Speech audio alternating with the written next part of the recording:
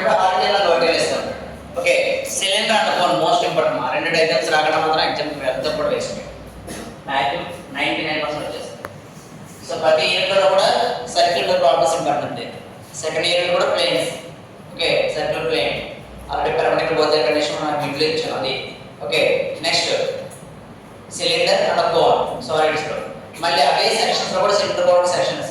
Development లో కూడా cylinder cone important. Next isometric లో కూడా cylinder cone important. Okay, maximum cylinder cone వస్తే 14 మార్క్స్ మాత్రం వస్తాయండి, డౌట్ లేదు. ఖచ్చితంగా అయితే 2 క్వశ్చన్ ఇచ్చేస్తాను. ఓకే, మనకు కావాలంటే మనం చూసుకోండి, అంటే వెయిటేజ్లు రెండింటికి ఎక్కువ ఉన్నాయి మార్క్స్. సో కోన్ డ్రా చేసిన తర్వాత ఆ సర్కిల్ మళ్ళీ ఏం చేయాలమ్మా, బాక్స్ డ్రా చేయాలి. సో బాక్స్ కలర్ డ్రా చేస్తాం. సో ఆ బాక్స్ లో మనం ఏం చేస్తామమ్మా, రెండు కూడా ఇలియేషన్ డ్రా చేస్తాం. బాక్స్ లో ఇలియేషన్ డ్రా చేస్తాం. అక్కడ వరకు అందరికి ఐడియా ఉంది. సో దీనికి మన యాక్సిస్ అనేది ఎలా పెట్టాలి? సో చూడమ్మా, వెరీ ఈజీ ప్రాబ్లం. సో అయిపోయిన తర్వాత ఆల్రెడీ మనకి హారిజాంటల్ కండిషన్ ఎంత యాంగిల్ ఎంత 30 డిగ్రీస్ పెట్టుకుంటాం. సో ఖచ్చితంగా ఈ యొక్క సైడ్ ఏదైతే ఉందో ఓకేనమ్మా, ప్రతి కార్నర్ పాయింట్ కూడా ఎంత, ఇక్కడ సెంటర్ పాయింట్ చూసుకోవాలి. ఫస్ట్ మనం సెంటర్ పాయింట్ చూసుకుని ఓడా సెంటర్ పాయింట్ పెట్టుకోవాలి. పెట్టుకుని కార్నర్ పాయింట్స్ కలిపాడు అంతే.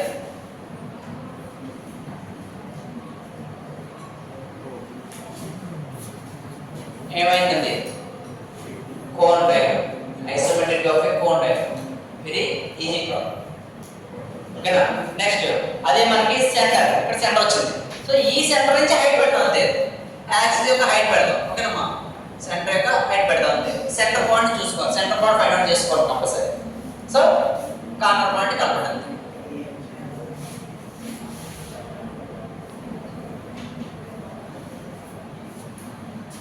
ఓకేనమ్మా, సరిపోయిందా? ఈజీగా ఉందా లేదా? Very easy problem. ఓకేనా, కానీ యాక్సిస్ మనం ఇంక్లేషన్ పెట్టినప్పుడు ఖచ్చితంగా 30 డిగ్రీస్ యాక్సిస్లో పెట్టుకోవాలి. అది మాత్రం బాగా గుర్తుంచుకోవాలి.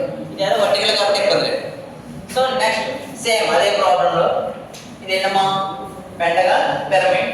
సో పెంటగాన్ ఆల్రెడీ పిరమిడ్ చేస్తాం. ఇది కూడా యాక్సిస్ హైట్ ఎక్కడైనా సెంటర్ పాయింట్ కరెక్ట్గా చూసుకున్నాను. ఎక్కడ సెంటర్ పాయింట్ ఉందో సెంటర్ పాయింట్ నుంచి యాక్సిస్ యొక్క హైట్కి ఓకే మనం సెంటర్ పాయింట్ పెట్టుకుని ప్రతి కార్నర్ని కూడా దాన్ని కలపండి అంతే. ప్రతి కార్నర్ని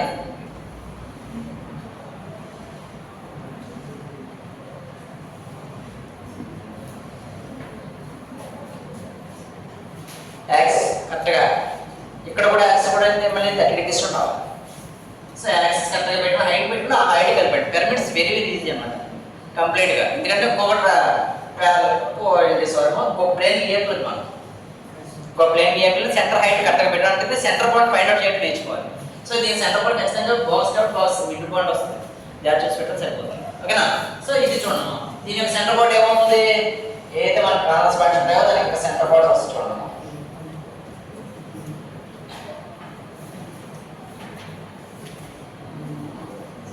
సెంటర్ పాయింట్ ఓకేనా. సో లేదా మనకి ఇక్కడ సెంటర్ పాయింట్ అనుకోండి, సెంటర్ పాయింట్ అనుకొని సెంటర్ యొక్క హైట్ కలపండి అంతే. సో సెంటర్ పాయింట్ ఎక్కడైతే చూసుకుంటారో సెంటర్ పాయింట్ చూసుకొని, సో సెంటర్ పాయింట్కి ప్రతిదీ కూడా పిరమిడ్ కాబట్టి ప్రతి కార్నర్ పాయింట్ కలపండి అంతే.